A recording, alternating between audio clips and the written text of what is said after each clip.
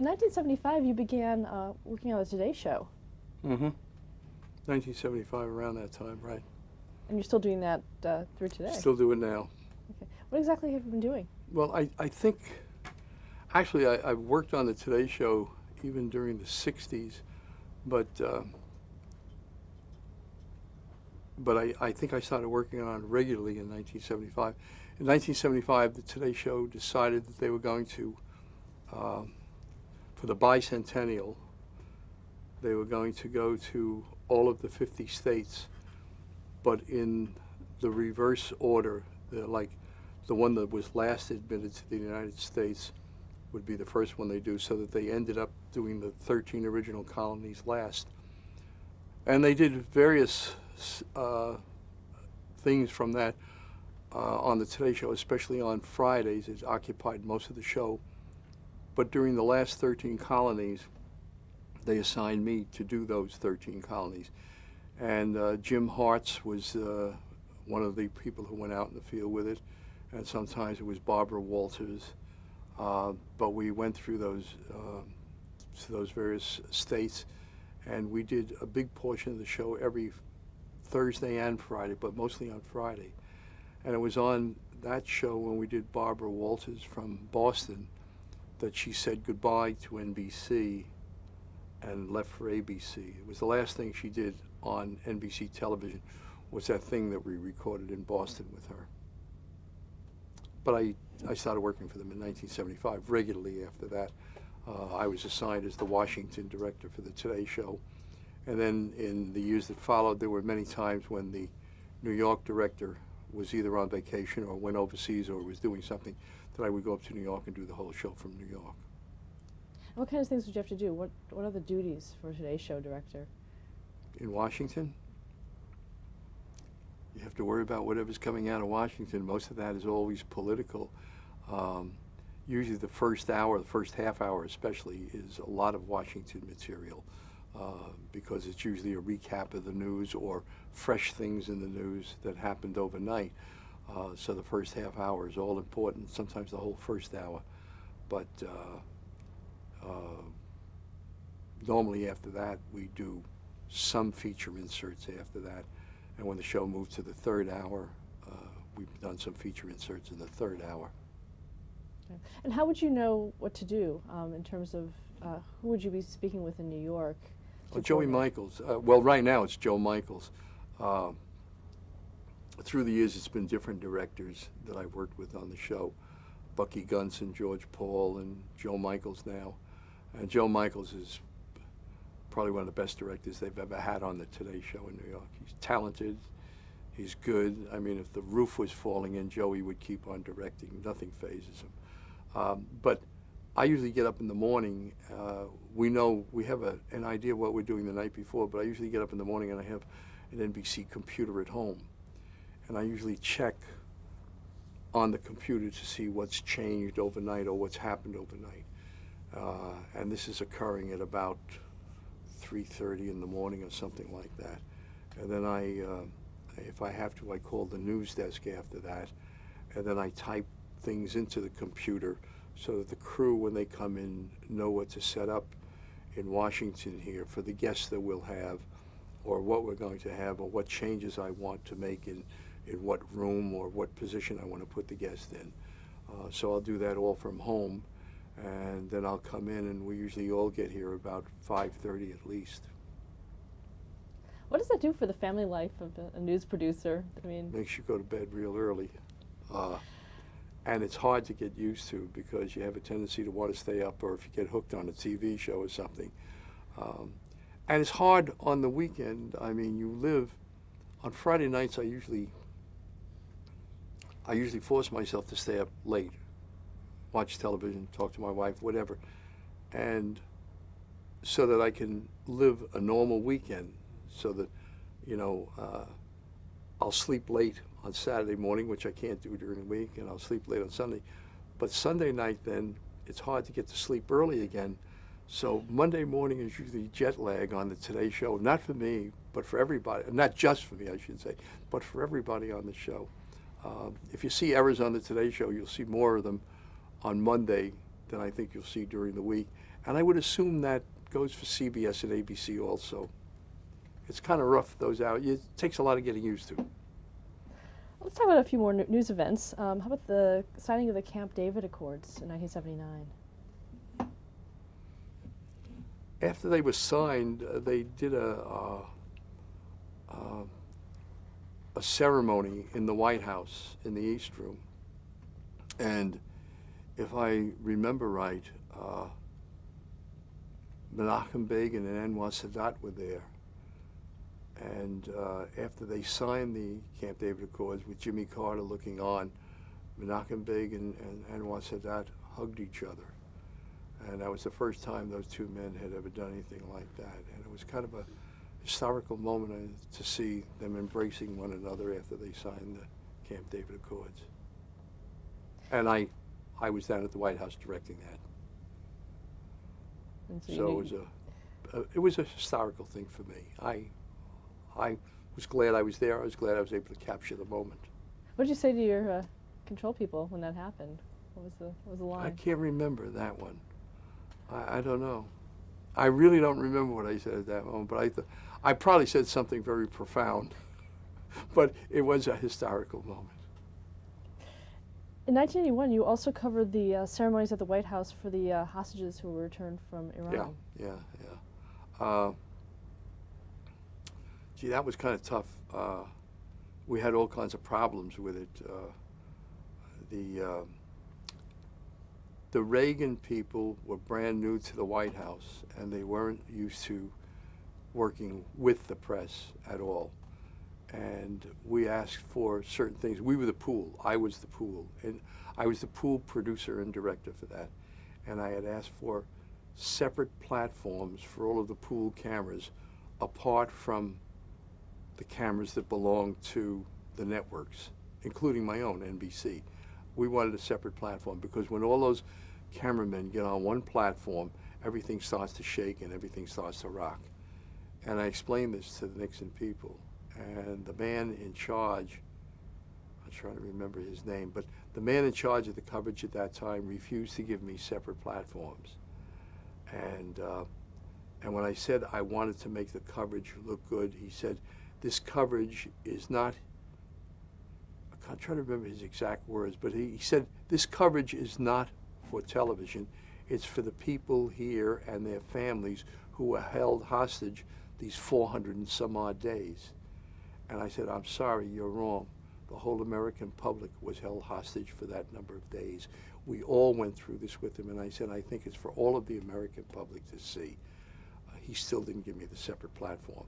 So if you watched the coverage of that event, you'd see the president when he was speaking and everything, the camera would shake back and forth. There was nothing we could do about it. And after it was all over, I wrote a nasty letter to the White House press office. And after that, we never had any problems again with separate platforms. But it took an event like that to make them see what the problems were. You also covered the Middle East Peace Treaty. Mm-hmm. Is that the one with with Yasser. Clinton and Yitzhak Rabin and Yasser Arafat? Mm-hmm. Yeah, we covered that when they did that. They had a White House ceremony on the south lawn of the White House, and the historic part of that thing was that for the first time, Yitzhak Rabin and Yasser Arafat actually held out their hands and shook hands with one another. And I can't remember who held out their hand first. I think it was Yasser Arafat, and Rabin didn't know what to do, and I think but they shook hands for the first time with Clinton in the middle looking on. It was his moment of accomplishment, having brought those two together and shaking hands. I wish it would have lasted, and I wish things would have turned out differently than they are right now, but it was another historic moment. You also covered historic moments of popes coming to the United States. I did. Pope Paul VI. Yeah, Pope Paul VI came to the United States, and he was the first time a pope ever came to the United States. And I was sent to New York to be at the Waldorf Astoria because the Pope and Lyndon Johnson were going to meet at the Waldorf. And since we knew all of the White House people, they sent a Washington crew up there to do it. And, there were all kinds of problems with it. They didn't want to make it look as though the president was going to meet the Pope or the Pope was coming to the president. So they put them in suites in the Waldorf on that floor. And these were suites that were in the residential part of it that were owned by other people, but they got them to vacate them in opposite ends of the hall so that they both would walk the same distance to the meeting room. And they made people close their windows across the way. I don't know how they did that. They were so touchy about it. And what was the other thing I remember? I got permission from Rufus Youngblood, who was the Secret Service agent, who was Lyndon Johnson's chief Secret Service agent. He was the one that threw Lyndon Johnson on the floor during the Kennedy assassination and threw his body on top of the president to keep him from getting, the vice president at that time, to keep him from getting shot. And we got permission from him to put cameras on certain locations on the street. And when I got there, a captain from the New York Police Department, and his name was something like O'Shaughnessy or something like that, I said, I got permission from you, Rufus Youngblood, to put the platform and the camera there. And he says, they take care of the president, and they got people that take care of the president, but he says, we take care of the Pope. And he says, unless Captain so-and-so O'Shaughnessy tells me you can have a platform there, you can't have it there. I mean, they were very, and with his Irish brogue, he told me this. So anyhow, we finally only got one platform outside, and I got to Bill Moyers. Bill Moyers was the president's press secretary at the time. I said, Bill, they'll only give us one platform out there, regardless of what you say and regardless of what Rufus Youngblood said. But I said, when they come out, get the president to sort of nudge the Pope to look over to his right when he's waving at the crowds. I said, because that's where the camera is. And I said, if he looks to the left, you get the back of his head. And he was pretty savvy, Bill Moyers. And so when the president comes out, if you look at that tape, he sort of took the Pope by the arm and he sort of glided him around to the right, and there he was waving right into our cameras. When we were upstairs, though, for the interview with the meeting between the two of them, that was another moment that I remember that was funny.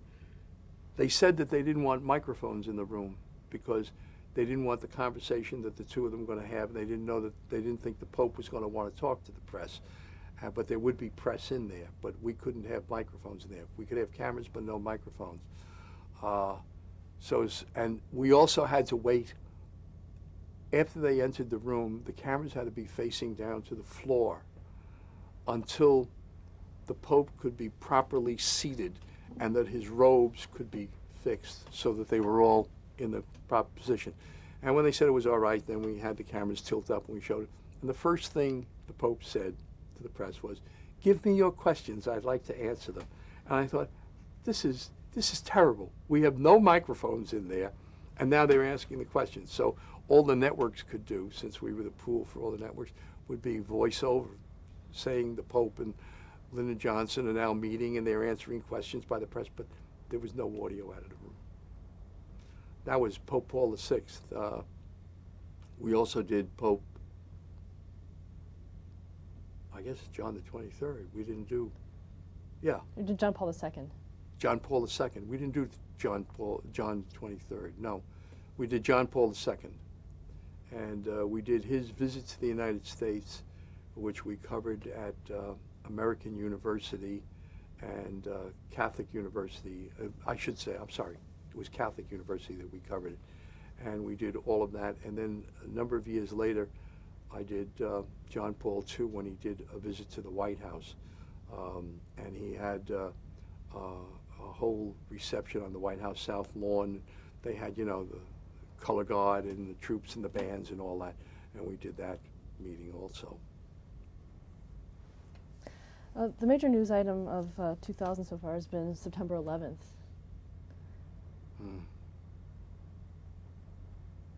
We were on the air on September 11th,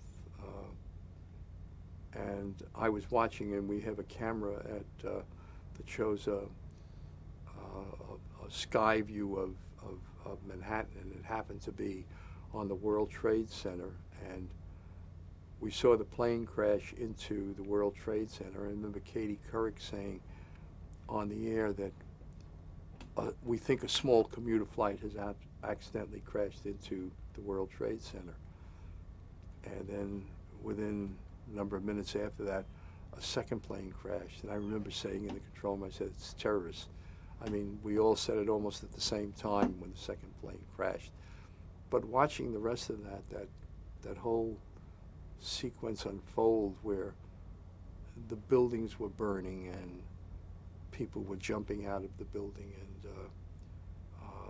then I remember Matt Lauer saying, oh my God, the tower's crumbling, it's crashing, or something like that. It was just a horrendous day to watch all of that happen. And what about the coverage at the Pentagon? The Pentagon, we were on the air with Mick Leshevsky at one point, and as he was giving his report, he said, I heard a loud noise. He said, let me get off the air and get back to you. And he came back a few minutes later, went on the air. He says, we've been hit at the Pentagon. It was on the other side of the Pentagon, away from where he was, but he was able to ascertain that we were hit at the Pentagon. And then we got, mobile crews out there and everything else, and we did coverage out there, but you couldn't get that close to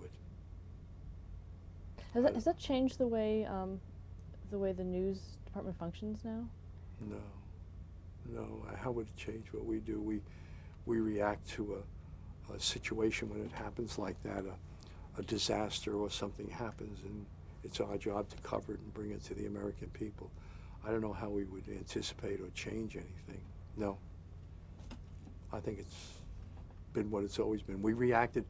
The Kennedy assassination, they said when it happened, if the networks had known Kennedy was going to be assassinated, they'd have been planning the coverage for a year and a half. We went through it in 5 days, and we did it. And in those days, we did it where telephone lines were hard to get and everything else, but everybody cooperated with everybody else. When we were out on location, if CBS was short camera cable, I loaned them some of our camera cable. If we were short mic cable, ABC loaned it to us. Everybody was cooperating with everybody. We all react to tragedy or situations, and we cover it. We cover it so the American people can see what's going on. We cover it so maybe it calms them, maybe it upsets them, but it's our job to cover it. But I don't think we've changed anything. We maybe have more technology now to do the things that we do, in that we can get satellites and microwaves and handheld cameras, these small cameras that you're using right now, where we used to have to use big cameras, and in one era they were black and white, and then they became color, but they were horrendous cameras.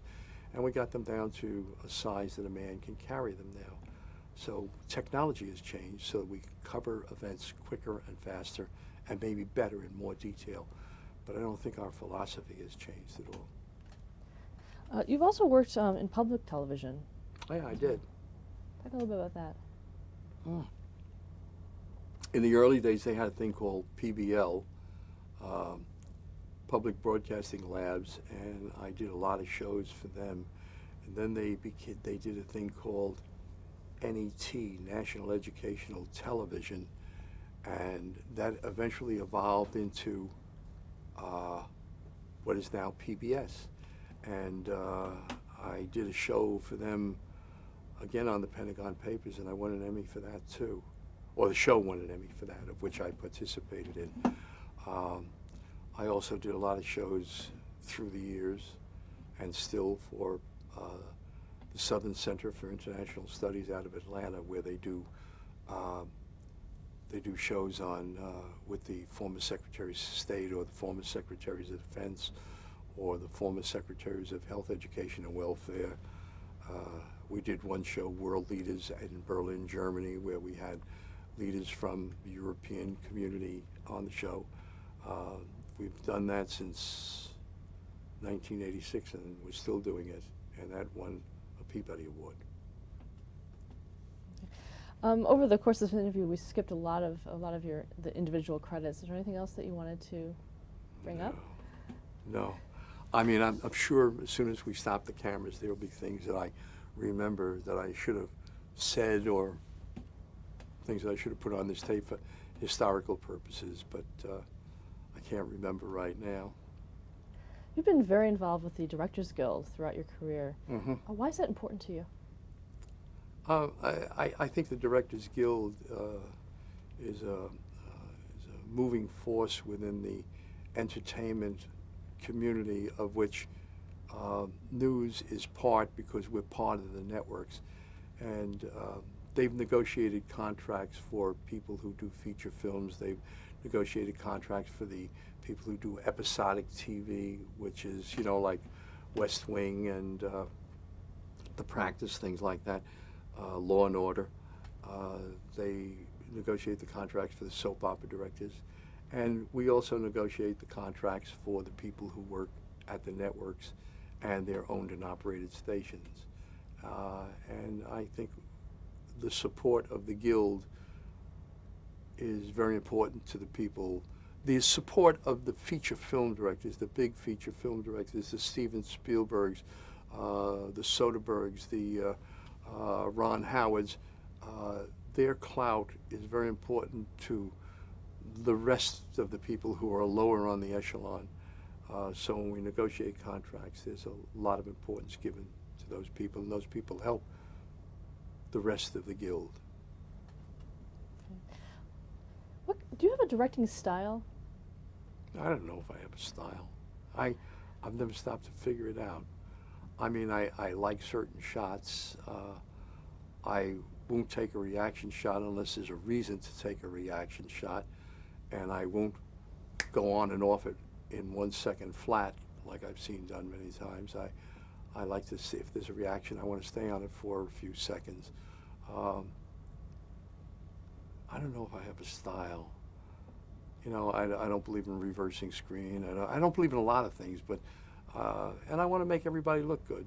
It's my job to make people look good. It's the producer's job to worry about content. It's my job to make the show look good. How do you work with your crew? I yell at them a lot. No. I think we have a mutual respect for one another. I value their job, and I value what they do. I think they value what I do. There are many times a cameraman will say to me, "Hey, Max, why don't we try this shot?" And I know almost from the beginning that it's not going to work. But I let him set it up, and we take a look at it. And I explain to him why it won't work, and he understands. My feeling is that if you stifle his creative ambition, he may come up the next time with a shot that's going to make or break the show. And I want him to feel that he can do that. So I'll look at the bad with the good, but when it's bad, I'll tell him why it's bad. I won't just dismiss it. But I want him to keep coming to me with shots. I want the people on my crew to keep being innovative and to trying to make the shows look better. I think it's important. In the high-stress world of news, how do you keep your cool? I don't know. Maybe it's just something you get used to after a while. Do you want to stop for a minute and get rid of that tone? Yeah. Can we? Okay. We're talking about keeping your cool under pressure. I don't know. I guess you get used to it. I think when I first started, directing was never a problem. When I first started, I was doing shows for a local station. And sometimes those shows were very, very complicated and very elaborate. And then all of a sudden, you do a show that was very simple, let's say, on the network, but somehow palms of my hand would start sweating, and I get all nervous because I thought instead of thousands of people seeing it, millions of people are going to see it. So it got you sort of all psyched up. I think as the years went by, I sort of gotten used to that, and it doesn't bother me anymore. I mean, doing a show for the network has become, it's my life. It's the way I live. So you keep your cool. You have to keep your cool.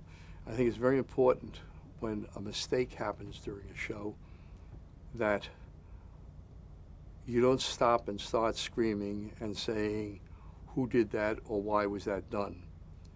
There's enough time after the show to yell at people or to place blame or whatever else you want to do.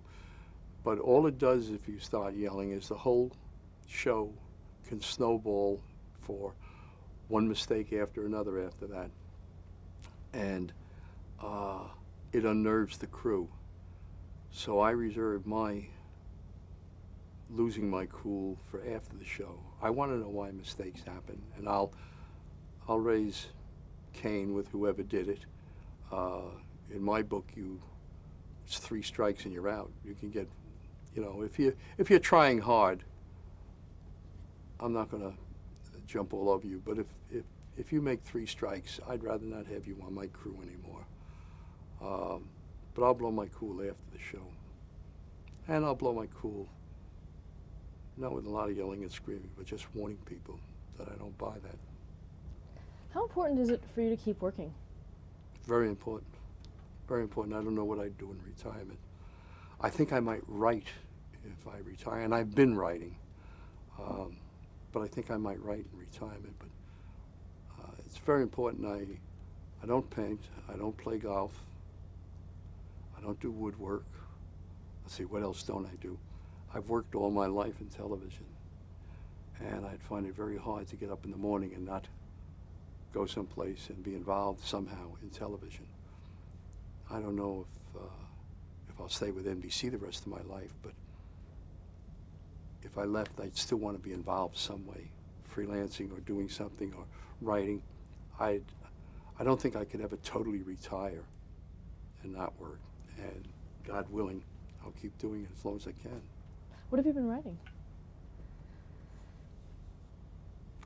I'd rather not get into that right now. I mean, a lot of things for my own enjoyment.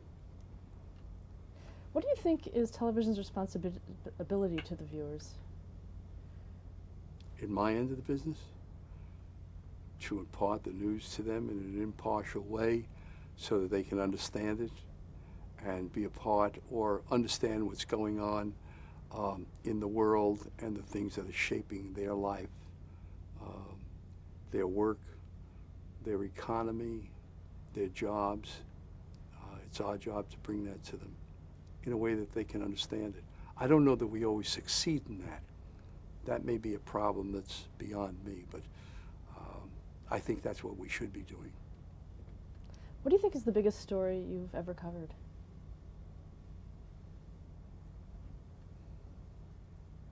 Oh, that's so hard to say.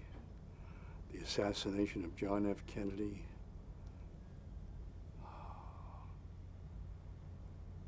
The assassination of Bobby Kennedy, Martin Luther King, the I Have a Dream speech, 9/11, the resignation of a president, the first resignation of a president of the United States. I don't know which you'd consider the most important. I guess the one that hit me the hardest was John F. Kennedy's assassination. John F. Kennedy was a president who, for the first time for my generation, I thought he was a president. Up until him, all presidents had been born before the turn of the century, before the 1900s. He was the first president born in the 1900s. He was the president of my generation. I guess it hit me the most. Okay, let's stop here.